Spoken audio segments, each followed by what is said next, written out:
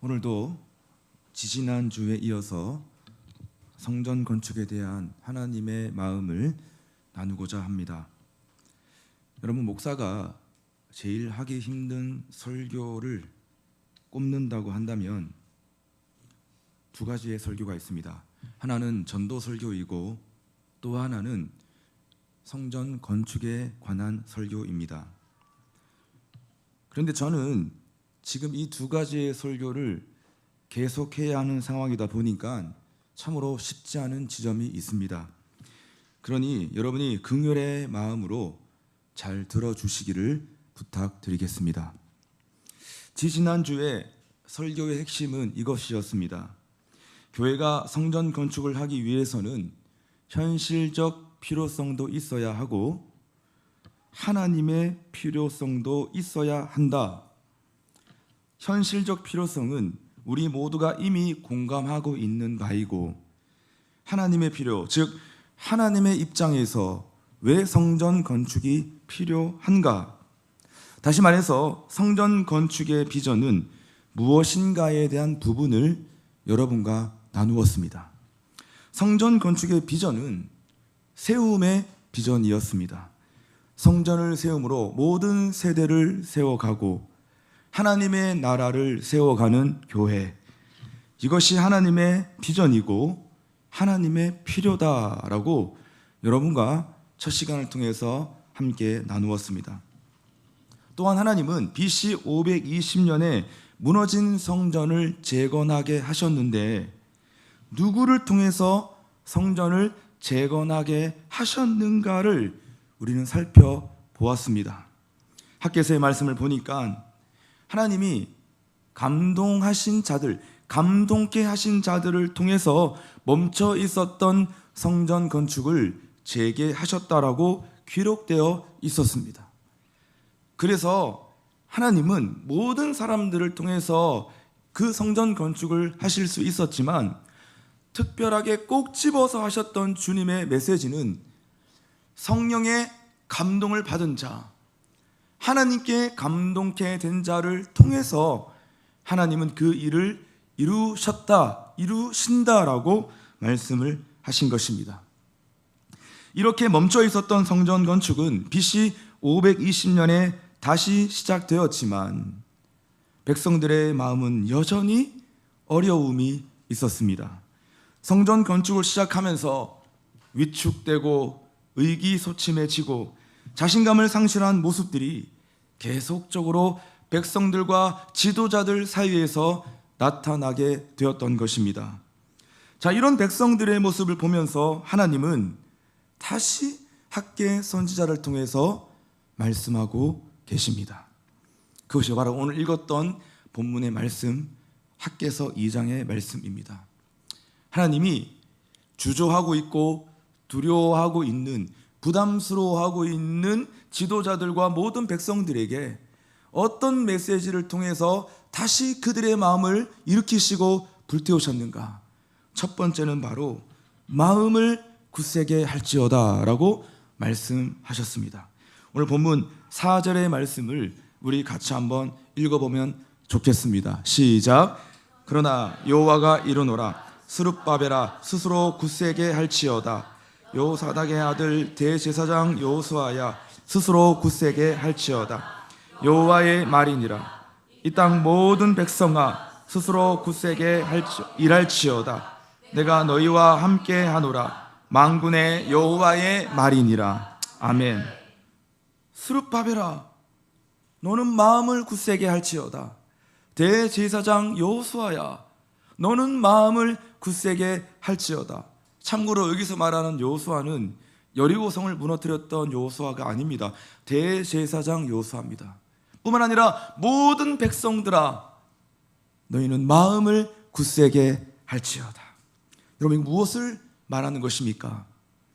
마음의 성전이 굳게 세워져야 눈에 보이는 성전을 굳게 세울 수 있다는 것입니다. 과연 될까? 이게 정말 가능할까? 이게 정말 실현될까? 이런 의심과 염려가 우리 마음에 가득하면 우리는 절대로 눈에 보이는 성전을 세울 수가 없습니다. 하나님이 이것을 아셨기 때문에 너희는 마음을 먼저 세워야 한다, 마음을 굳세게 해야 한다라고 하나님은 학기를 통해서 그의 백성들에게 말씀하셨던 것입니다. 그러므로 마음이 흔들리는 분들이 있으십니까? 의심이 있는 분들이 있으십니까? 그렇다면 마음을 굳세게 함으로 마음의 성전을 먼저 세워갈 수 있는 우리 공동체가 될 수 있기를 주님의 이름으로 축원합니다. 두 번째, 주님께서 하셨던 말씀은 두려워하지 말라라고 말씀하셨습니다. 오늘 본문 5절의 말씀을 보면 너희가 애굽에서 나올 때에 내가 너희와 언약한 말과 나의 영이 계속하여 너희 가운데 머물러 있나니 너희는 두려워하지 말지어다. 너희가 건축을 진행하면서 계획했던 대로 그 일이 잘 진행이 될 수도 있고 계획했던 대로 일이 진행이 되지 않을 수도 있지만 주님이 뭐라 말씀하십니까? 너희는 두려워하지 말지어다. 여러분, 왜 두려워하지 말아야 하는지에 대한 중요한 두 가지의 근거를 하나님은 제시하고 있습니다. 첫 번째 그 근거가 무엇이냐면 너희와 언약한 말이 아직도 변함이 없다는 겁니다. 주님과 함께 맺은 계약이 아직도 유효하다는 거예요. 우리가 계약서를 쓸 때 여러분 그 계약서에 기한이 남아있다는 것은 그 누구도 법적으로 그 계약을 파기시킬 수 없다는 것을 의미하는 겁니다. 하나님이 그걸 말씀하시는 것이에요. 내가 너희와 함께 맺었던 그 언약과 약속과 그 계약이 아직도 멈추지 않고 유효하다는 것입니다. 여러분, 하나님은 말을 바꾸는 분이 아니십니다. 하나님의 약속은 영원한 것입니다. 민수기 23장 19절에서 하나님은 당신의 성품을 정확하게 우리에게 계시하고 계십니다. 우리 같이 큰 소리로 읽어봅시다. 시작. 하나님은 사람이 아니시니 거짓말을 하지 않으시고 인생이 아니시니 후회가 없으시도다. 어찌 그 말씀하신 바를 행하지 않으시며 하신 말씀을 실행하지 않으시랴. 아멘. 이것이 바로 하나님의 최고의 성품인 것입니다. 우리가 하나님을 떠올리면 바로 떠올라야 할 하나님의 성품은 약속을 지키시고 신실하시며 하나님의 언약은 영원하시다. 이것이 바로 구약이고 신약입니다. 구약, 신약이라는 것은 옛적의 약속, 새로운 약속, 그것이 여러분 성경 말씀인 것이에요. 그래서 하나님의 성품, 제1의 성품은 약속을 지키시는 신실하신 하나님, 그 하나님이 우리가 믿고 예배하고 있는 하나님의 최고의 성품이라고 성경은 우리에게 기록하고 있습니다. 두려워하지 말라고 하셨던 두 번째 근거가 무엇이냐?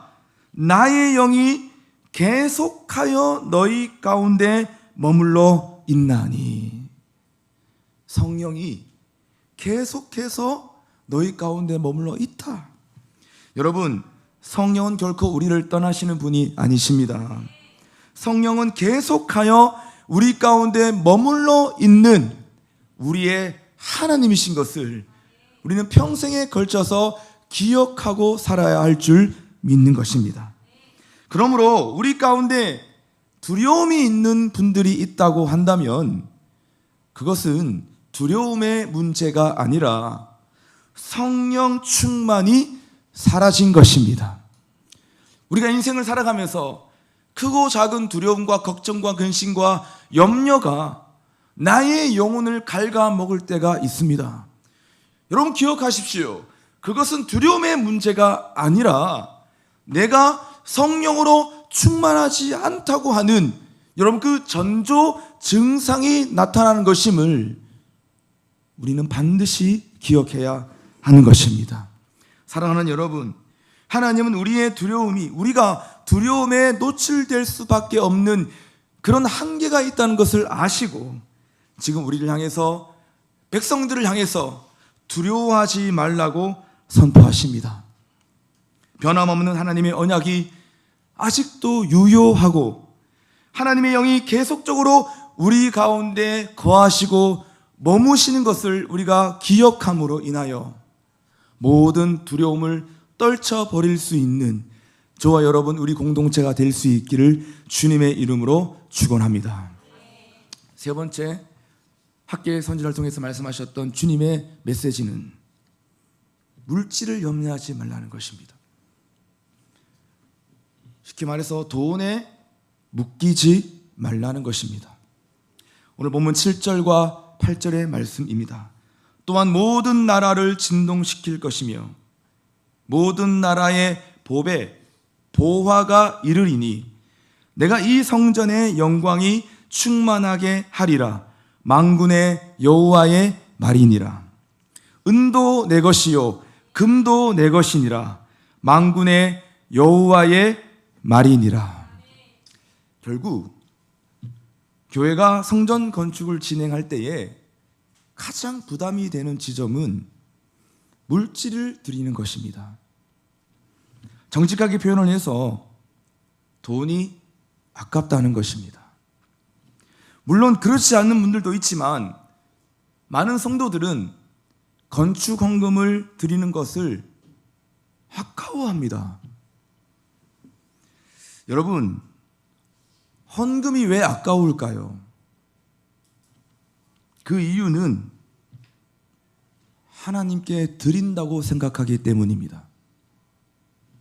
다시 말해서 내 것을 하나님께 드린다고만 생각하면 인간은 본능적으로 아까움의 정서가 생겨나고 그로 인해서 우리의 마음이 묶이게 되는 것입니다.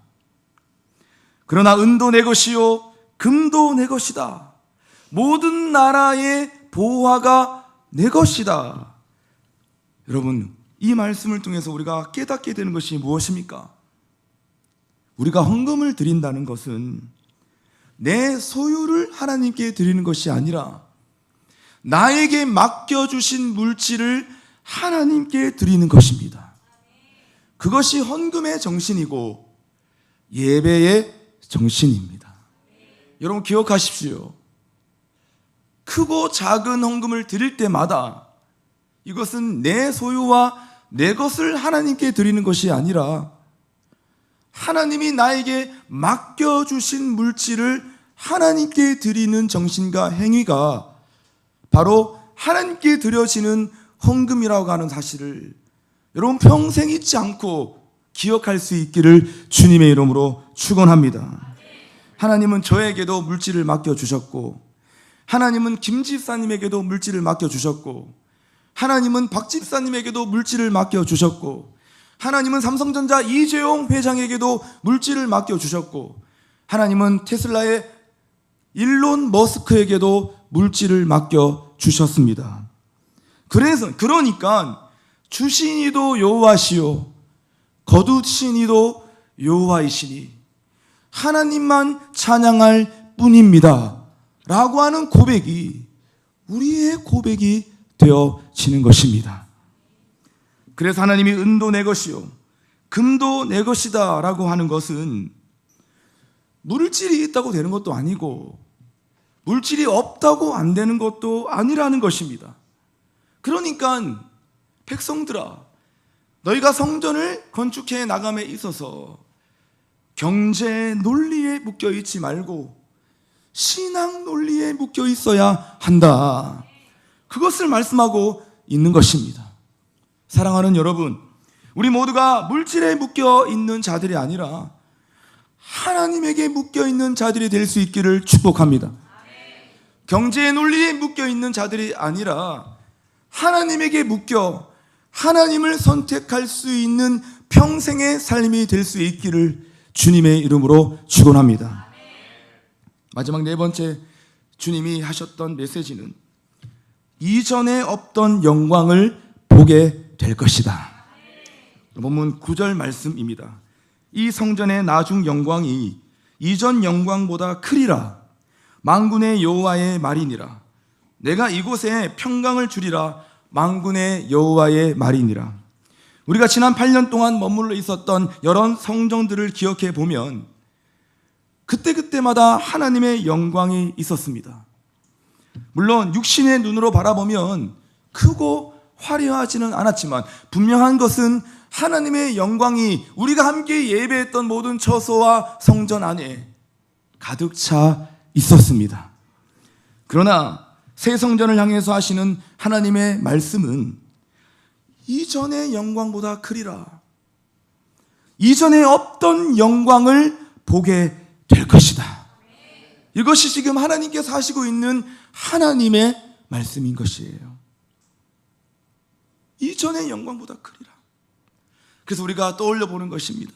하나님, 지금 이 장소 안에도 우리가 예배할 때마다 하나님께서 영광을 부어주시는데 우리가 새롭게 이전한 그 새 성전 안에서 우리가 주님을 바라보고 예배할 때마다 주의 영광 이곳에 가득해 우리는 선에 주님과 함께 찬양하며 주님을 높여드리리. 모든 영광 주 볼 때까지.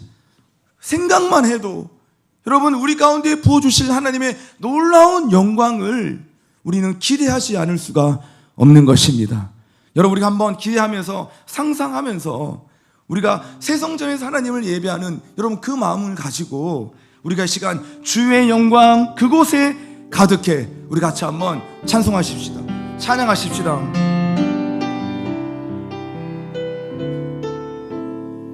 주의 영광 그곳에 가득해 주의 영광 그곳에 가득해 우리 전에 주님과 함께 찬양하며 우리는 전진하리. 모든 열방 주 볼 때까지 주의 영광 그곳에 가득해 주의 영광 그곳에 가득해 우린 선에 주님과 함께 찬양하며 우리는 전진하리. 모든 열방 주 볼 때까지. 하나님은 학계의 선지자를 통해서 이 네 가지의 메시지, 마음을 굳세게 하라, 두려워하지 말라, 물질을 염려하지 말라, 이전에 없던 영광을 보게 될 것이다. 이 네 가지의 메시지를 통해서 모든 백성들의 마음을 새롭게 일으키셨습니다. 그래서 멈춰 있었던 성전 건축이 이 말씀을 통해서 힘을 받게 된 것입니다. 식어있던 마음이 뜨거워졌고 묶여있던 마음들이 자유케 되었던 것입니다. 그래서 4년 만에 성전 재건이 완공되었던 것입니다. 이제 우리가 앞으로 해야 할 구체적인 사안에 대해서 여러분과 함께 나누고 설명을 드리겠습니다. 원래는 우리가 다음 주에 건축원금 약정 시간을 가지려고 했으나 좀 더 기도하는 시간이 있으면 좋겠다라고 하는 여러 성도님들의 의견이 있어서 우리가 그 의견을 받기로 결정했습니다. 그래서 헌금 약정 시간을 우리가 몇 주만이라도 조금 연기하기로 결정했습니다. 헌금 약정에 대해서 제가 설명을 드리겠습니다. 우리 교회가 믿음으로 세운 예산은 6억 원입니다.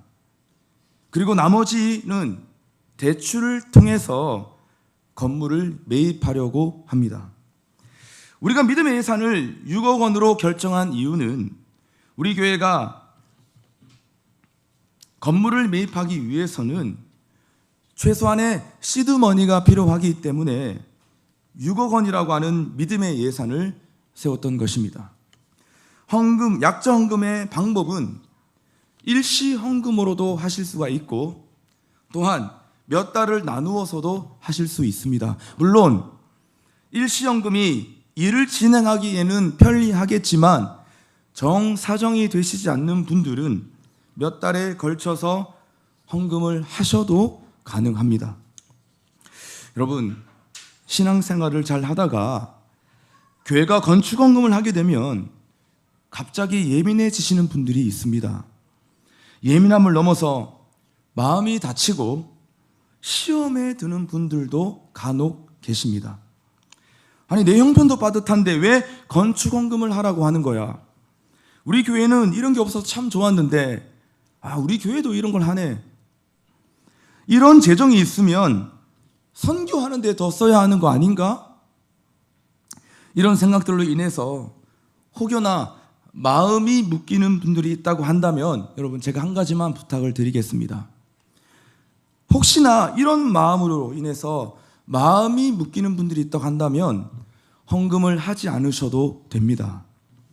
건축 헌금을 하지 않는다고 해서 여러분들이 받게 될 불이익은 어떤 것도 전혀 없을 것입니다. 이것은 담임 목사인 제가 보장합니다. 왜냐하면 헌금은 저와 여러분의 관계도 아니고 교회 조직과 여러분의 관계도 아닙니다. 헌금이라고 하는 것은 철저하게 하나님과 여러분의 관계이기 때문입니다. 제가 오늘 건축 헌금에 대해서 말씀을 드리는 이유는 부담스러운 분들을 설득하려고 하는 것이 아니라 이 시간을 사모하는 마음으로 기다려 오신 분들을 위해서, 돕기 위해서 뿐만 아니라 헌금에 어떻게 동참할 수 있는지 그 방법을 알려드리기 위해서 제가 지금 말씀을 드리는 것입니다.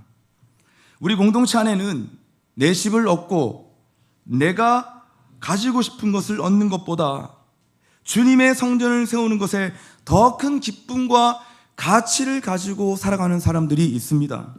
아니, 대부분의 성도들이 저는 같은 마음일 것이라고 확신합니다. 우리는 이런 성도들과 함께 신앙생활을 함께하며 살아가는 것 자체가 은혜이고 복이라고 생각하는 것입니다. 교회가 왜 이렇게 대출까지 받아가면서 건축을 해야 되느냐, 이렇게 예민하게 생각하는 분들이 있을 수도 있습니다. 만약 그런 분들이 있다고 한다면 우리도 빚지지 않고 건축을 할 수 있도록 여러분들이 열심히 기도해 주시기를 부탁드리겠습니다. 저는 목회를 하면서 참으로 아이러니한 지점들이 있습니다. 한국교회 많은 성도들이 자기 집은 빚내서 사는 것을 당연하게 생각하면서 하나님의 집은 반드시 현금으로 사야 한다고 하는 생각, 대학 등록금이 없으면 학자금 대출을 받는 것을 당연하게 생각하면서 하나님의 집은 대출을 받으면 안 된다고 하는 생각, 내 미래를 위해서는 어떤 대가도 기꺼이 지불하는데 교회의 미래는 전혀 생각하지 않는 생각, 안 되면 둘 다 안 되어야 하는데 내 것은 되고 교회는 안 된다고 하는 생각이 짧은 저의 생각으로는 아무리 생각을 해도 도저히 이해가 되지 않습니다. 여러분, 제가 말이 나온 김에 제가 한 가지만 더 말씀을 드리겠습니다. 제가 평소에 이런 말 많이 하지 않지 않습니까? 평소에 제가 이런 설교 많이 거의 하지 않지 않습니까? 여러분, 그러니까 오늘은 여러분들이 용서하시고 들어주시면 좋겠습니다. 제 경험적으로 보면 자기에게는 후한데 하나님에게는 인색한 사람들이 있습니다. 자기의 취미와 만족을 위해서는 조금도 아까워하지 않고 돈을 쓰지만 하나님을 위해서는 너무나 인색한 분들이 있습니다. 헌금이 아깝고 선교 비용이 아깝고 이웃을 위해 쓰는 돈이 너무 아깝다고 생각하는 것입니다. 그러나 반대로 자기에게는 약박하고 하나님에게는 후한 사람들이 있습니다. 그래서 자기를 위해 쓰는 것은 너무너무 아까운데 하나님을 위해 쓰는 것은 전혀 아깝지 않다고 느끼는 사람들이 있습니다. 왜 이런 차이를 낳을까요? 왜 이러한 차이가 생겨날까요? 여러분, 이것은 옳고 그름의 문제가 아니라 가치가 다르기 때문입니다. 도덕적인 문제가 아니라 가치 판단의 기준이 다르기 때문입니다. 내가 가치가 있고 내가 의미가 있다고 하는 곳에 돈을 쓰는 것입니다. 그래서 돈을 어디에 쓰는가를 가만히 보면 그 사람의 가치관이 드러나는 것이고, 돈을 어디에 쓰는가를 보면 그 사람이 정말 주님의 제자인가 아니면 제자가 아닌가를 우리는 확인할 수 있는 것입니다. 그러므로 사랑하는 여러분, 건축 헌금 앞에서 너무 인색하지 마십시오. 하나님의 집을 세우는 일에 너무 인색하지 마십시오. 내 미래를 위해서는 아낌없이 투자하면서 주님께는 너무 인색하지 마시기를 바랍니다.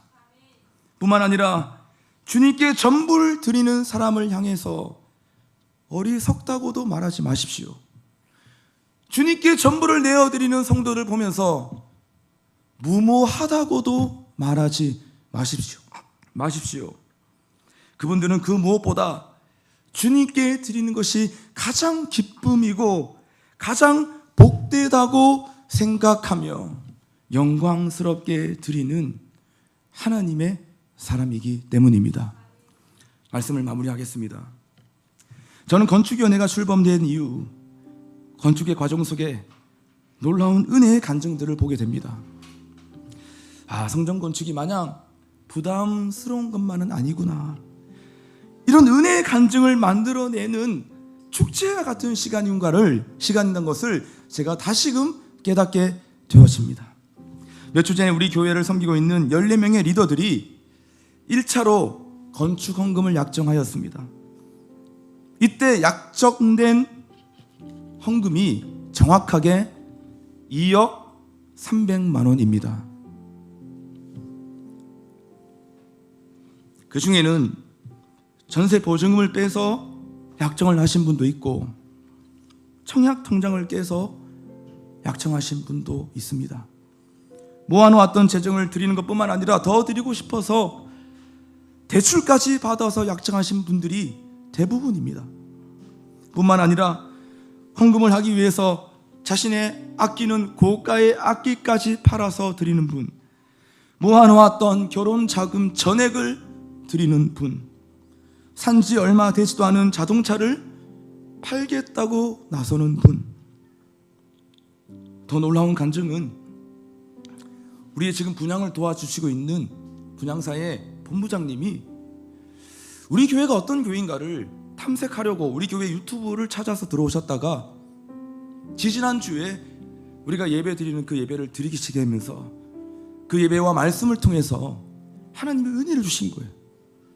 감동케 하셔서 분양이 다 끝나고 난 다음에 시행사로부터 받는 수수료 7천만 원을 아낌없이 내어놓고 포기하시고 헌금하셨다고 합니다. 그 말씀을 들으면서 너무나 귀한 공동체구나, 나도 다시 예배 생활을 시작해야 되겠다. 목사님, 주님 사랑의 교회가 그곳으로 오게 되면 저와 우리 직원들이 함께 주일 예배를 드리기로 결정했습니다. 우리 같이 한번 싸워 보십시다 라고 격려해 주시는 분들이 생겨나기 시작합니다. 얼마 전에는 제가 알고 있는 가장 가난한 선교사님, 여러분 아실 겁니다. 그 선교사님이 교회를 방문하셨는데 우리 교회가 건축을 한다는 이야기를 듣고 그 자리에서 바로 건축원금 1,000만 원을 약정하시고 가셨습니다. 여러분, 제가 지금 돈 얘기를 하는 것이 아닙니다. 하나님이 주신 은혜를 나누는 것이고 하나님이 감동케 하시면 어떤 역사가 일어나는가를 간증하는 것입니다. 제가 지난주 리더 보고서를 보다가 마음이 울컥하는 내용이 있어서 이건 제가 성도들과 함께 나눠야 되겠다. 제가 그대로 컨트롤 C 해왔습니다. 그대로 읽겠습니다. 건축 약정 이후 재정 싸움에 대한 현실적 고민이 있지만 염려보다 기도하게 하시고 은혜와 지혜를 구하는 시간을 보내고 있습니다. 작은 물고기이지만 저의 모든 것을 드리니 평안함도 주십니다. 이 시간을 통해 황소를 드림보다 마음과 중심을 기뻐하시는 하나님을 기억하며 모든 과정 하나하나가 예배가 되게 하시고 영광스럽게 드려지기를 기도합니다. 주님이 주신 마음을 따라 건물을 세운 것이 목적이 아니라 교회와 성도들이 든든히 세워지는 것을 위해 기도하고 있습니다. 우리 공동체 안에 믿음의 역사와 순종의 기쁨이 충만하게 하시고 주님께서 하시는 일을 목도하게 되는 시간이 되기를 소망합니다. 여러분, 이런 간증들이 지금 물밀듯 밀려오고 있습니다. 사랑하는 여러분, 우리의 성전 건축은 우리가 이미 선포한 것처럼 교회만 세우는 것이 아니라 모든 세대를 세워서 하나님의 나라를 세워가기 위한 하나님의 비전과 철학을 담아 우리는 쉽지 않은 이 여정을 시작하였습니다. 저는 확신합니다. 삶과 인생을 들여서 주님의 집을 세우고 교회를 세우고 모든 세대를 세우고 열방을 세우고 하나님의 나라를 세워가는 이 헌신의 역사 안에 하나님이 교회만 형통하게 하실 뿐만 아니라 이 일에 함께 참여하는 모든 성도들의 삶을 형통케 하시고 하나님이 준비하신 예비하신 부흥을 주실 것이라고 하는 확신이 우리 모두의 확신이 되어야 될 줄로 믿습니다. 사랑하는 여러분, 이를 위해 우리 모두가 기도하고 있습니다. 기도하는 자들은 참관하는 자가 아니라 참여하는 자입니다. 혹여나 우리 마음속에 이 일은 나와 상관이 없는 일이야 참관하는 분들이 있다고 한다면 오늘 하나님께서 학계 선지자를 통해서 우리 가운데 말씀하시는 이 말씀을 믿음으로 받아 참관의 역사가 참여의 역사로, 동참의 역사로, 생명의 역사로 일어날 수 있기를 주님의 이름으로 축원합니다.